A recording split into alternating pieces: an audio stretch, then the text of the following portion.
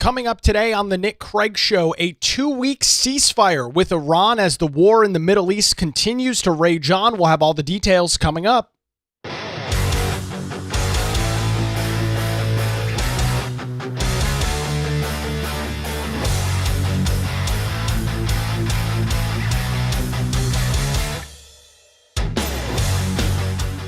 And a good Wednesday morning to you. Welcome into the Nick Craig Show, streaming live this morning on YouTube, Rumble, X, and Facebook. Don't forget that you can take the show with you 24/7 on demand in your favorite podcast app by simply searching for the Nick Craig Show. You can also listen online by visiting our website, nickcraig.com. Our program this morning is brought to you by the Law Group here in Wilmington. Visit them online, lawgroupnc.com, or give them a call, 910-251-6088. We'll hear more from them coming up a little bit later on in the program this morning. Yesterday, an incredibly interesting day as it relates to international news. As you are well aware, an 8 p.m. deadline set last night by President Donald Trump for the Iranians, the Iranian regime, to come to a deal with the United States, or as the president threatened and remains to threaten, he would obliterate key portions of their infrastructure, highlighting specifically their power generation facilities and their physical infrastructure like bridges. That was what the president set out. And so he was pretty abundantly clear on this. He held a lengthy press conference on Monday in the White House press briefing room. We brought you all those details yesterday morning. A lot of it surrounded the recovery mission and efforts to rescue 2 U.S. service members whose F-15E fighter jet was shot down late last week by the Iranians. Not immediately clear who did it, whether it was military forces or some random guy with a rocket launcher, which is, unfortunately common practice in a place like Iran. But as the president, as he continues to be incredibly transparent, whether you like him or not, took about 30 to 45 minutes worth of questions from reporters in the press briefing room. A lot of the questions not necessarily about the operation to rescue those 2 U.S. service members, which was incredibly successful, but was in fact about what this deadline was going to mean and what this conflict was going to mean, and a lot of integral detail, some of which the president was willing to get into, others he said was not willing to get into. So as we went through the day yesterday, the president continued and remained on his positioning on this, that if Iran refuses to come to the table, as he called over the weekend, open the Strait of Hormuz and come to a deal, that he was going to obliterate key portions of their infrastructure. And we'll get into some of the reaction on that, which of course was incredibly predictable from those on the political left who spent all day yesterday claiming that Donald Trump was set to execute 90 million people, commit mass amounts of war crimes, commit a genocide in Iran. Then, of course, those same individuals looking like complete and total fools with the information that we received around 6:30 p.m. last night. And it started with a post on Truth Social from President Donald Trump, which reads, in part, based on conversations with the Prime Minister and Field Marshal of Pakistan, and wherein they requested that I hold off on the destructive force being sent tonight to Iran, and subject to the Islamic Republic of Iran's agreeing to a complete, immediate, and safe opening of the Strait of Hormuz, I agree to suspend the bombing and the attack of Iran for a period of 2 weeks. This will be a double-sided ceasefire. The reason for doing this is so that we have already met and exceeded all military objectives and are very far along with a definitive agreement concerning long-term peace with Iran, as well as peace in the Middle East. We received a 10-point proposal from Iran, and I believe it is a workable basis on which to negotiate. Almost all of the various points of past contention have been agreed to between the United States and Iran, but a 2-week period will allow the agreement to be finalized and consummated. On behalf of the United States of America, as president and also representing the countries of the Middle East, it is an honor to have this long-term problem close to resolution. Thank you for your attention to this matter, President Donald J. Trump. So let's break down this statement from the president, posted again right around 6:30 or so, about an hour and a half ahead of the 8 p.m. deadline last night, in which the president detailed what he would be doing, conducting these very clear and concise strikes on key portions of Iranian infrastructure. I see this as a good thing, that an agreement is in the process of being made. I guess, unlike those on the political left, don't want to see continued bombings in Iran. Now, let me be clear with this. Just because I don't want to see these bombings does not mean that I'm not okay with them taking place if the Iranian regime, if the leaders of whoever is left in Iran refuses to come to the table, refuses to negotiate. Just because I don't want to see it happen doesn't mean I'm not in support of it happening. And so let me just make sure I'm abundantly clear on that point.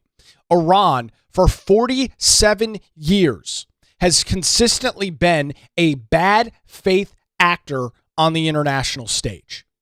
They have funded, to the tune of potentially hundreds of millions of dollars, terror groups, terror proxies within the region that have killed U.S. service members, killed other citizens of other nations throughout the Middle East, all while chanting death to America, death to Israel, death to the Western world, so on and so forth. Let's not sit here and pretend that we are negotiating or having conversations with individuals that do things in good faith.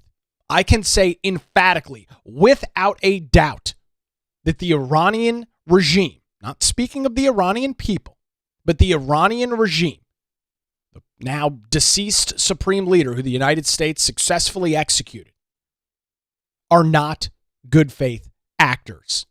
They cannot and should not be trusted. And for the president to call off and to put a temporary pause on these strikes yesterday, to me, is a good sign that these negotiations are moving forward. And it makes sense, doesn't it? What is Iran left with? What sort of major bargaining chips do they have to throw on the table? Now, this is what I have found interesting in watching this entire process play out over the last 6 weeks or so. Iran has nothing. They've got no major bargaining chips. And you might say, oh, well, the Strait of Hormuz. That can be very easily dealt with, as the president has noted. Iran's navy is gone. It's not just severely injured. It's not just severely damaged. It is gone. We sank every single naval vessel that they have. There's literally nothing left. We have decimated their military.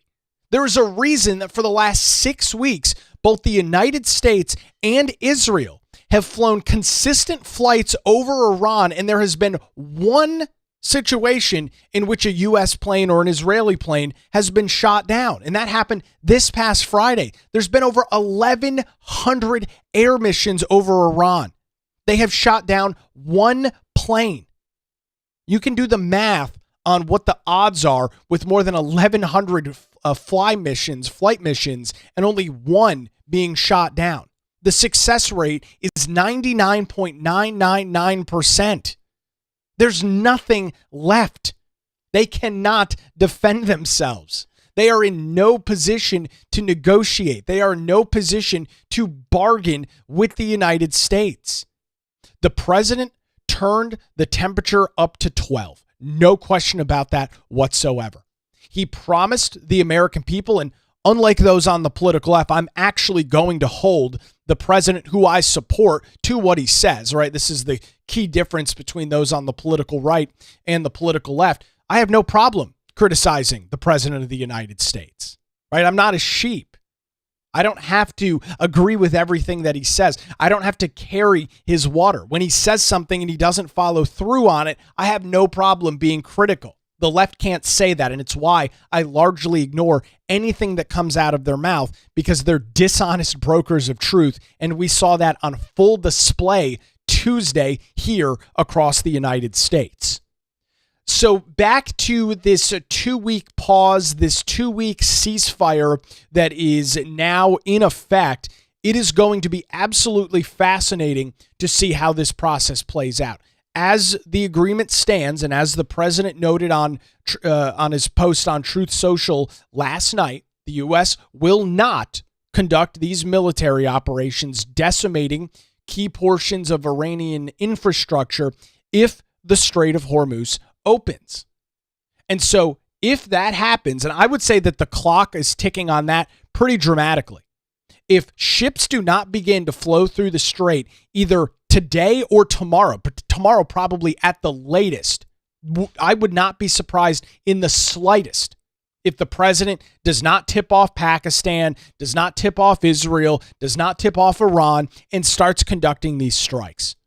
I feel very confident, and from what I heard in some news reporting last night, most particularly I was watching Laura Ingram's show on Fox News in the 7 o'clock hour. Right as she came on the air, she noted to her audience that she had just gotten off the phone with President Donald Trump and that he was still, pretty annoyed and pretty agitated about the entire situation. And it makes sense. He has been trying for weeks now to bring a diplomatic end to this situation.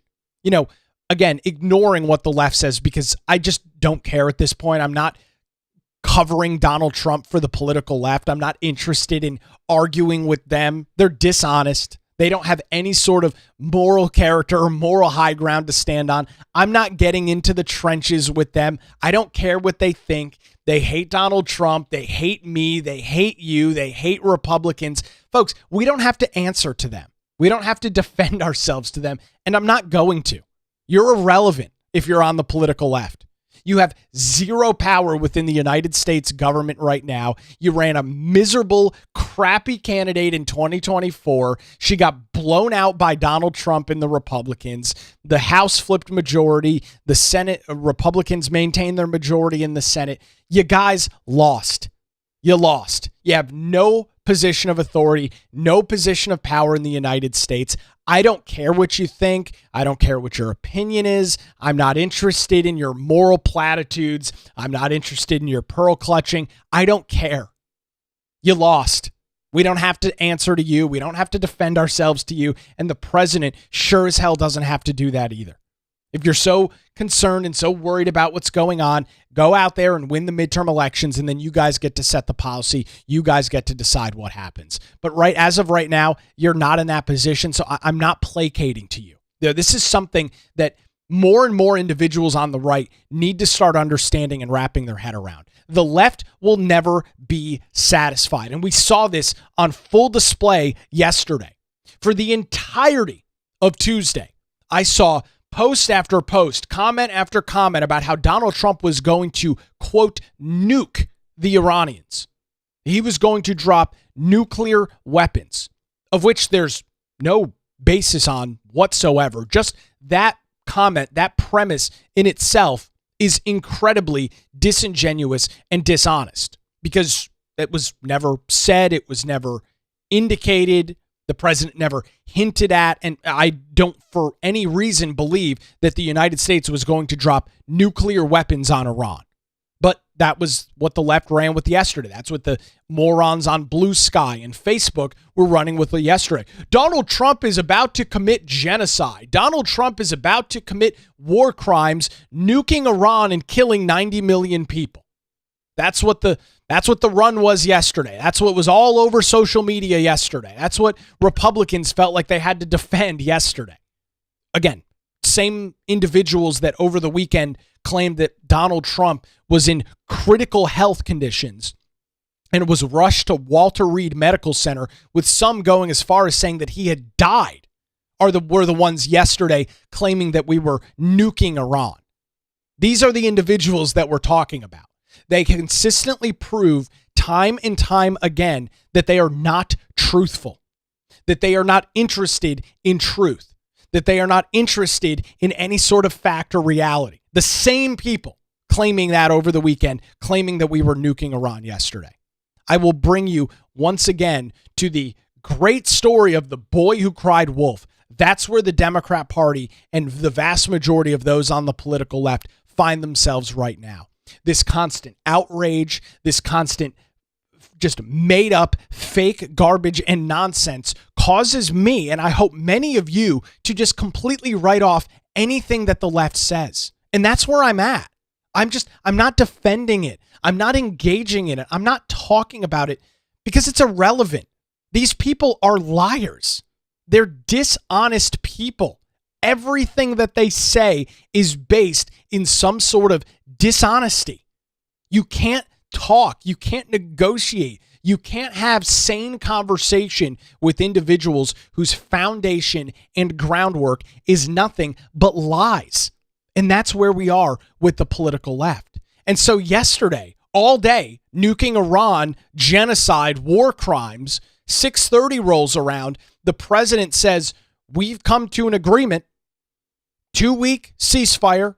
The Strait of Hormuz is opening, and Democrats were shaming that, saying that that wasn't good. So what is it? You wanted the president to bomb key infrastructure sites in Iran? You wanted the president to commit these war crimes? Both things can't exist at the same time. If you were frustrated and mortified and terrified that the president was going to kill tens of thousands, millions of civilians with the airstrikes on Iran, if that was your basis of your concern, which it was for many of these individuals, how can you be upset with a 2-week ceasefire? But do you not see the moral inconsistency on this? Of course you do. Because it's so blatantly obvious. And it's why I'm just not going to engage. While I'm not interested in being preached to and defending to those on the political left, it will never be good enough.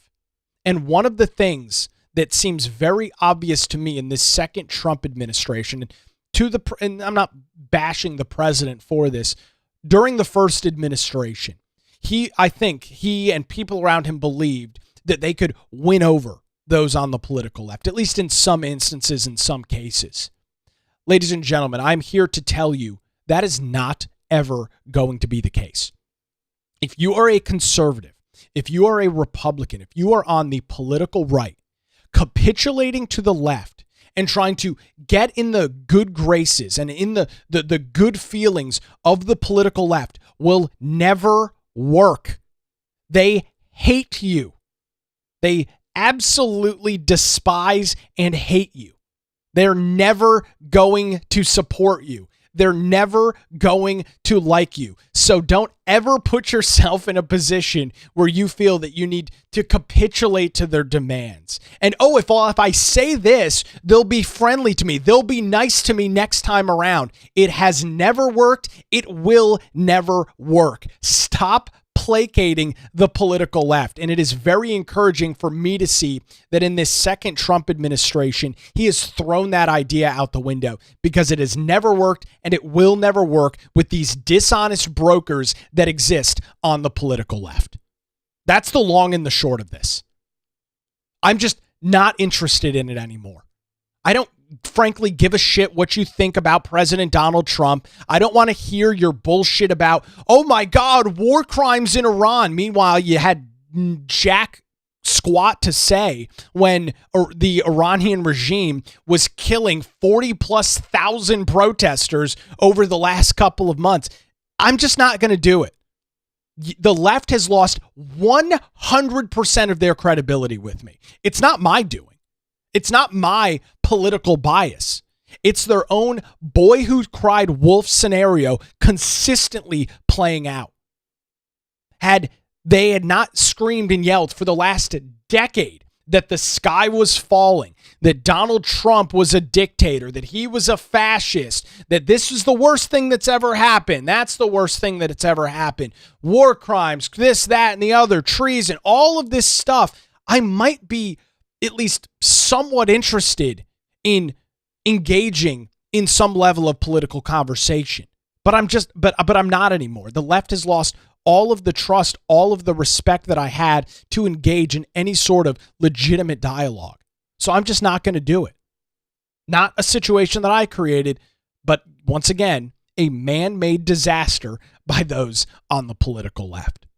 We'll get into what we believe to be some of the terms of this ceasefire agreement. As you can imagine, things are relatively fluid and dynamic with this.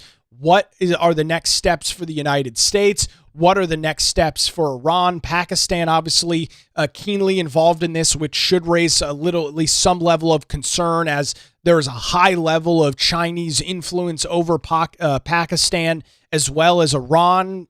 You know, the Chinese, of course, also do not have the United States' best interests in mind as well. There's a lot going on here geopolitically. We'll take a look at crude oil futures as well, plus the stock market. A lot to get into as we continue on this busy Wednesday edition of the Nick Craig Show.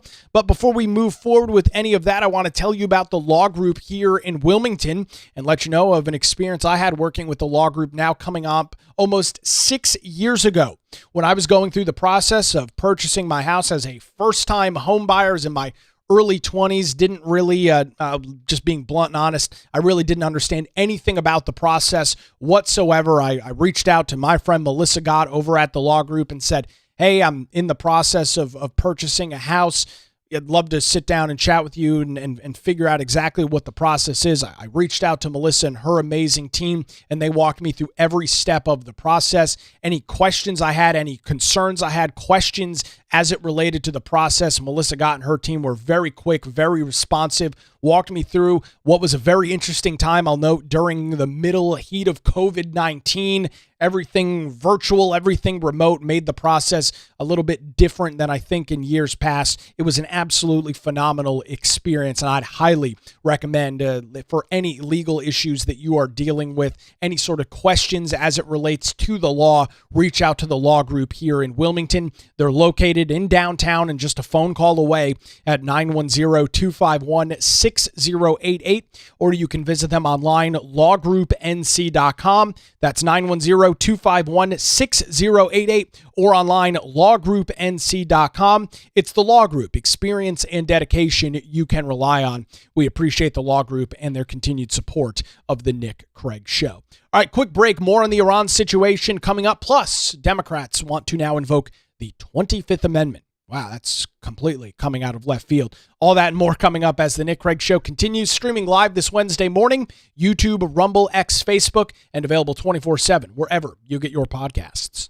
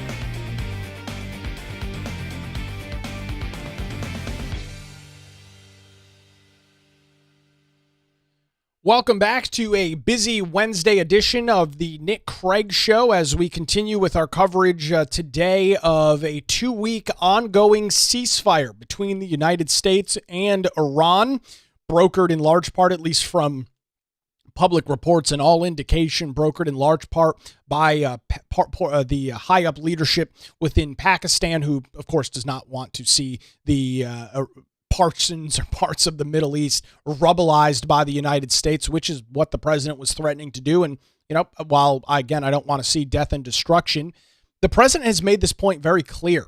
For 47 years, both Republican and Democrat administrations in the United States have tried to come to an agreement with Iran. And I can say emphatically, without a point, that those have not worked. Those have not come to fruition. And so it is beyond time that we go back to the drawing board and figure out how we actually negotiate with Iran. And it is very important to remember that we are dealing with a untrustworthy group of individuals. We are dealing with an entity in Iran that funds terrorist organizations throughout the Middle East with the sole purpose of killing U.S. service members, committing acts of atrocity, committing death and destruction throughout the Middle East. That's who we're really dealing with. Like, we're not dealing with some utopian administration and people that want good and want to see peace and prosperity throughout the world. No, they want to see death and destruction. That's why they chant death to the U.S., death to the Western world, death to capitalism. That's what these people want in Iran. That's what the Iranian regime wants. And so these tactics of trying to placate them and to play nice and to be nice, and as Barack Obama did, giving them pallet loads worth of cash and hoping that they'll be nice and they won't continue with their nuclear program. Folks, it just doesn't work. The president is a strong deal maker. He is a strong negotiator. And he truly, I believe, understands how to deal with these individuals. And it would appear obvious that he has. He threatened unimaginable destruction within Iran. That is what he threatened. That is the point. Because it's the only thing that they will respond to. Killing their supreme leader wasn't enough. Completely decimating their navy and their military wasn't enough. Killing the vast majority of their high-ranking officials wasn't enough. And so the president said, all right, then we'll just keep going down the list. How about we just completely obliterate and decimate your infrastructure? And then at that point, there will be nothing for you guys to rebuild. There will be nothing for you to have any leverage on. Right? And that's where this conversation turned. It is critically important that you understand who we are dealing with in Iran, which seems to be missed by a lot of the talking heads, a lot of the left-wing media, and the vast majority of Democrats. We're not dealing with good faith actors. We're dealing with bad faith individuals that want to see the demise, the crumbling, the fall of Western society. And so you have to change your tactics with those individuals. Right? If you and I are negotiating and both coming to the equation in somewhat good faith, we'll probably come to some sort of agreement. We'll probably come to some sort of deal. But if you and I are going to negotiate, I'm coming to it from a complete position of bad faith, and I'm lying straight to your face. We might say that we're agreeing to a deal, but behind the scenes, I'm not agreeing to anything because I'm coming to this equation to be a bad faith actor. I'm coming to this negotiation. I'm coming to this table to lie and deceive and to get what I want. That's what we're dealing with in Iran. They don't respond to normal, what would seemingly be normal forms of negotiation and tactics, because all they're interested in is continuing to, this whole thing really boils down to, they want to continue a nuclear military program. They want to continue to refine uranium and build nuclear warheads. And if they get to that point, then they are a nuclear superpower and they've got a lot of leverage. They've got a lot of bargaining chips. They've got people are going to have to capitulate to what Iran wants, because if not, they will threaten to launch nuclear warheads and destroy society. That's what they're going after. That's what they're for. That is the long and the short of this story. The president has made it abundantly clear that he does not want to see that happen. Unlike other administrations, he is not capitulating to the Iranians. He is not believing what they say and taking it at face value. And that's what is going to make the next 2 weeks so fascinating. The deal, as I read the commentary earlier from President Donald Trump, is contingent on Iran not blowing up ships that go through the Strait of Hormuz, right? The physical strait is not closed. The Iranians have no way to, they're not putting up a gate or a wall in the strait. The reason that boat and marine traffic has completely stalled out in that area is because companies and large shipping providers are unwilling to put their vessels at risk of being blown up by the Iranians as they traverse through the strait. The strait, according to the ceasefire deal, will be opened, at least during this 2-week period of time. The United States will not continue to conduct large-scale military operations, and the strait will be open. And so we'll have to see, and what we will see probably over the next 48 hours is whether the Iranians actually agree to this or not. And if they don't, as I mentioned a little bit earlier and kind of went off on another tangent, do not be surprised if you wake up one random morning in the next 2 weeks and find out that we have completely obliterated Iran overnight. I do not believe that the president is playing around with this thing. I don't believe that the president is looking for a necessary off-ramp on this situation. He does not and will not stand for the Iranians continuing their military nuclear program. Civilian, different. For power, different ballpark. But as it relates to military weapons, he's not the one that needs an off-ramp. It is Iran that needs an off-ramp. Because if not, the United States, with our superior military might and military operations and expertise, we will decimate that country and send it back to the Stone Ages. We have the ability to do that, and I believe that those plans were in place yesterday if this deal was not brokered between Pakistan, Iran, and the United States. Plain and simple. This was not a bluff. I don't believe that the president had never had any intention of doing this. I believe that we were hours away from this taking place last night if this deal was not made.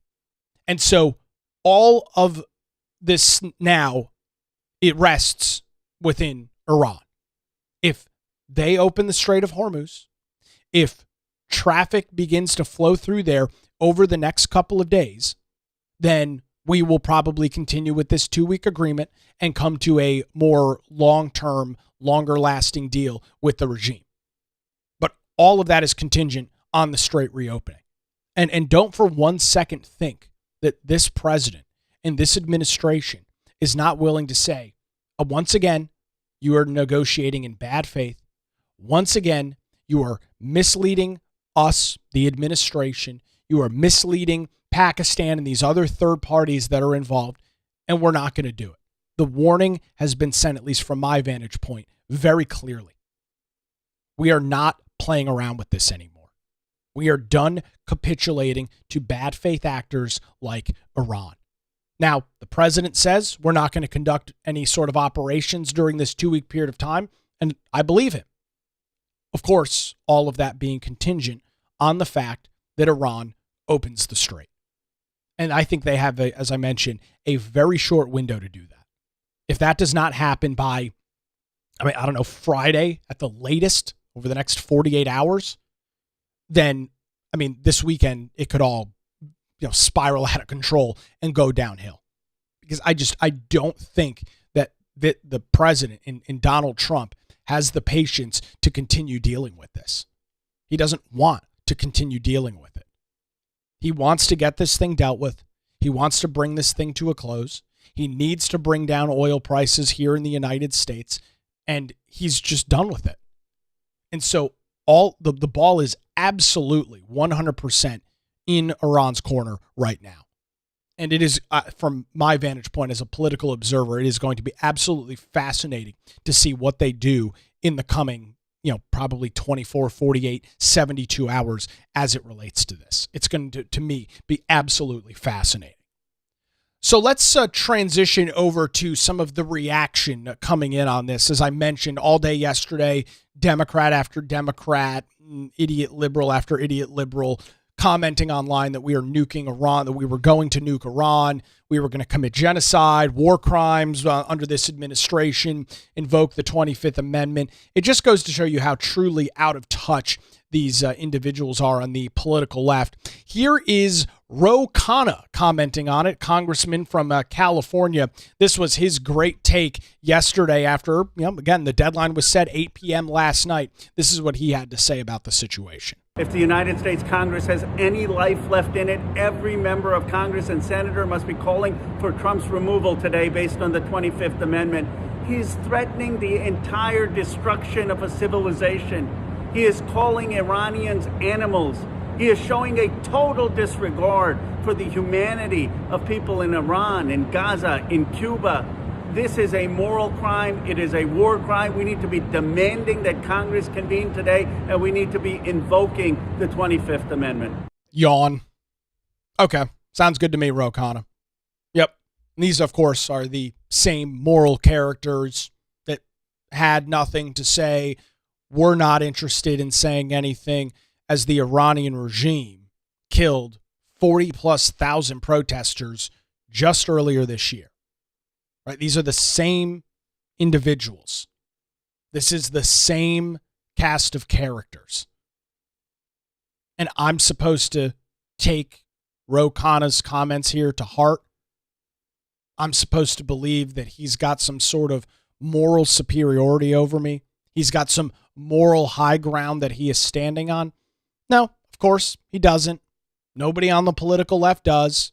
They sat on their hands. They didn't have anything to say as these atrocities were being conducted on the Iranian people by the regime itself.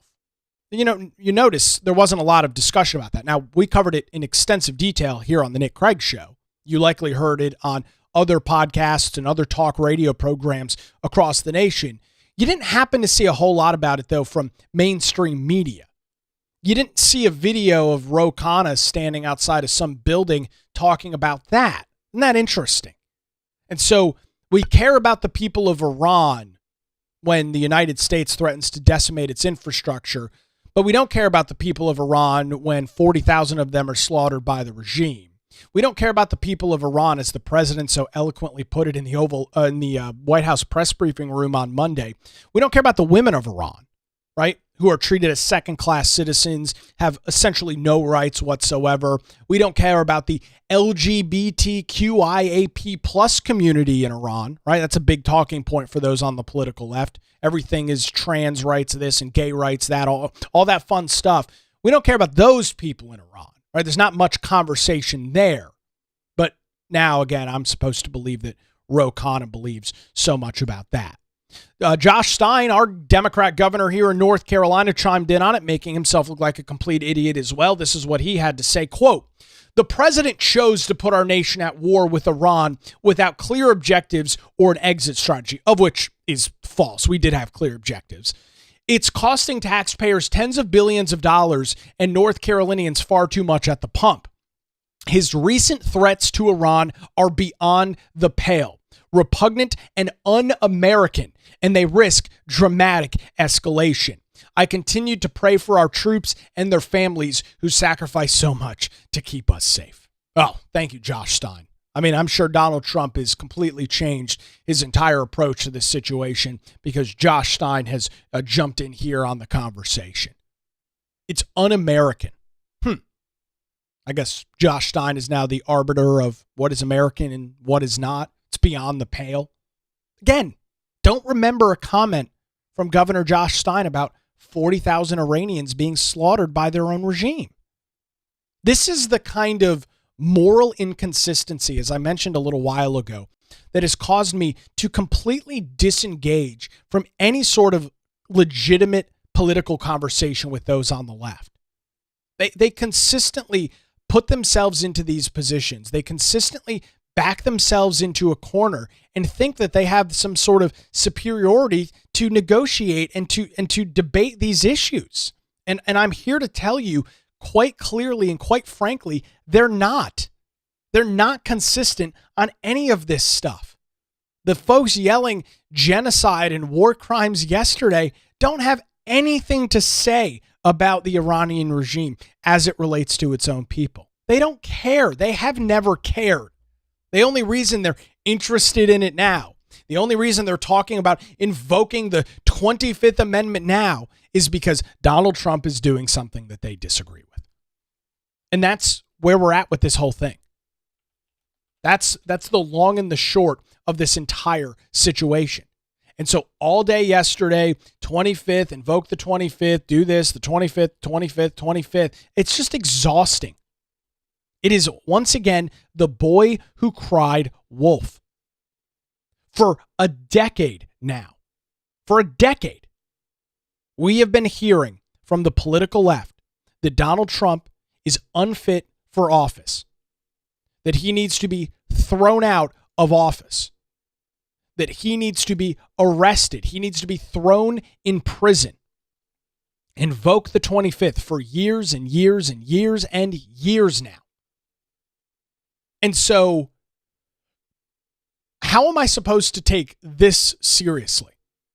How am I supposed to wrap my head around this situation? And I'm asking this genuinely. When for 10 years now, you have been screaming that Donald Trump is unfit for office and needs to be forcefully hauled out of the White House. None of it has ever come to fruition. None of it has ever been true. These hoax, scam impeachment efforts have taken place. But now it's actually the time where I'm supposed to believe you. That's the whole premise of The Boy Who Cried Wolf. That's literally the entirety of that story. Cried wolf every single night. There was never a wolf. The townspeople kept showing up and saying, there's no wolf here.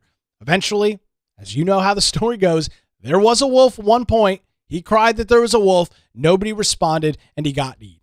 That's the situation. That's the story of The Boy Who Cried Wolf, in case you are unfamiliar with how that story plays out.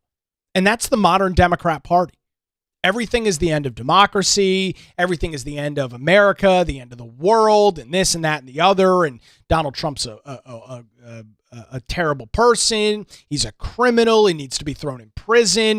You know, in some cases, arguing that he should be killed. And this is the left. And these are the individuals that want you and I to engage in some sort of good faith negotiation or some sort of good faith conversation.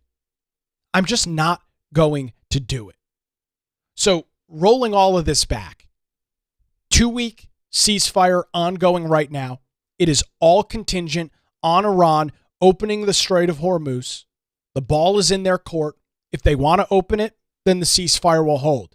If they try and play around with this and delay this situation and claim, oh, well, we are opening and blah, blah, blah, Donald Trump will decimate their country. I feel very confident and very strongly in saying that. The time of playing games is over. The time of lying to the United States and misrepresenting the situation is over. There's a very, very short window here for the Iranians to prove that they are good faith actors and negotiators during this ceasefire. If they refuse to do so, I can promise you they will not like the end result. I can guarantee you they will not like the end result. So oil obviously has changed dramatically since this news came out. Oil dropping almost 19% over the last, I guess at this point, about 12 hours or so, just after the announcement was made by President Donald Trump. Oil futures, which had been trading at about $112 a barrel just before that, right around 6:30, have plummeted all the way to $93. So we're seeing a drop of anywhere between $19 and $20 per barrel of oil in the span of just about 12 hours or so. Percentage-wise, that's down about 17 or so percent. And I would suspect that number will continue to kind of drop out as we see if this ceasefire holds and if this deal actually comes to fruition. We are, of course, seeing similar things within the United States stock market. Obviously, we're very much ahead of the market right now. We're seeing futures up pretty significantly as well with this news, as investors, of course, don't like war, don't like uncertainty. So we're seeing some movement there as well. It is going to be a very fascinating 2 weeks. Great comment coming in. And if that does happen, talking about Iran not opening the strait, don't give them a heads up. Just act like they do. No warning. And that's exactly what the case will probably be. I strongly believe that the president has had enough of this. And if he and the people around him who are negotiating this deal, if they feel that they are being misled or misrepresented or lied to by the Iranians, I don't for 1 second think that the president will blink and pause and say, all right, let's go back to square one. Let's go back to this original plan that we've already got, because we're not going to sit here and be made a fool on the international stage negotiating with terrorists, which is really what we're doing. I mean, when you take the long and the short of this whole story, that's what it is. You're negotiating with a terrorist regime in Iran. These are not good people. These are not good faith actors. These are not trustworthy people. Iran has nothing left to bargain with. They have no cards to play on the table. They're out of money. And this is the last thing that they've got. And I want to end on this ridiculously stupid post from Eric Erickson, who proclaims to be a conservative radio show host. He, to his credit, does have a pretty successful show on WSB Radio in Atlanta. It's syndicated across the nation as well. This is what he wrote last night, and he proclaims himself as a Christian broadcaster, conservative truth teller. This is what he posted. Credit where it is due. The president, though, through his outlandish tweets that absolutely are beneath the dignity of the leader of the free world, has a 2-week ceasefire with Iran. Now Iran has 2 weeks to get weapons and supplies from Russia and China, put in some anti-aircraft batteries, and prepare for round 2. That's the conservative opinion from Eric Erickson. Iran has had 47 years to build up a military, to build up, as he claims, anti-aircraft batteries. They've been completely unsuccessful in doing this. I feel very strongly and very confident that in 2 weeks, the Iranians are not going to build up some incredible military might and power that we haven't already seen. This is an incredibly stupid, arrogant, and idiotic post from Eric Erickson. But he's an anti-Trumper, proclaiming to be a Christian, proclaiming to be a conservative, who, like many others, hates and despises Donald Trump. Where are you, Eric? You on the side of Iran, or are you on the side of the United States? I don't think that in the span of 2 weeks, the country that has tried for 47 years to become a world power is magically going to figure it out, that they're magically going to solve the puzzle. So thanks, Eric. Great insight from you. Christian broadcaster, conservative truth teller. What a bunch of bullshit. Complete joke of an individual. Terrible analysis. But I guess maybe that's what he'd want. Maybe he wants U.S. service members to be shot down by the IRGC. Maybe that's what he would be interested in. I guess for him, it would provide a good opportunity, a good point to slam Donald Trump. And so for him, I guess maybe the loss of U.S. service members would be good so that he can continue running and making his point that Donald Trump is such a terrible, awful leader, beneath the dignity of the leader of a free world. Yeah, great. Let's just send them more pallets of money and hope that they'll negotiate with us. This is situations like this is where you need a strong leader like Donald Trump. We're not going to be dog walked anymore. I don't care what Israel says about it. I'm not interested in what Benjamin Netanyahu's thoughts are on the ceasefire. He can go pound sand for all I care. I don't care. I'm not interested. This is between the United States and Iran. We're not placating to Israel. We're not placating to the UN or the EU or the Pope or anybody else or Eric Erickson, any of these other clowns that want to jump in the situation. Iran wants to see the death and destruction of the United States of America. We have made it abundantly clear that we're not doing that we are not interested in that. We are not going to placate that anymore. So, sorry, Eric. I don't think Iran is going to build up their military might in the next 2 weeks, but I guess you can cross your fingers and hope that that takes place. I am so sick of this miserable doom and gloom attitude for those on the political right. Just switch your freaking party affiliation and become a Democrat. Become a full-throated liberal. Just do it already. If you hate and Donald Trump and everything is so doom and gloom with everything he does, become a freaking Democrat already. Stop proclaiming that you're a conservative. Stop claiming that you're a Republican. You're obviously not. Just switch your party affiliation. Nobody's going to care. Thank you for your attention to this matter. That's going to do it for a Wednesday edition of the Nick Craig Show. Thanks to the Law Group here in Wilmington for their continued support. Visit them online, lawgroupnc.com, or give them a call, 910-251-6088. The Nick Craig Show streams live weekday mornings, 7 a.m., YouTube, Rumble, X, Facebook. It's also available 24/7 in your favorite podcast app and is heard weeknights, 9 to 10 p.m. on WBT Radio in Charlotte. That's going to do it for a busy Wednesday edition. Enjoy the day. We're back with you here tomorrow morning, right here on The Nick Craig Show.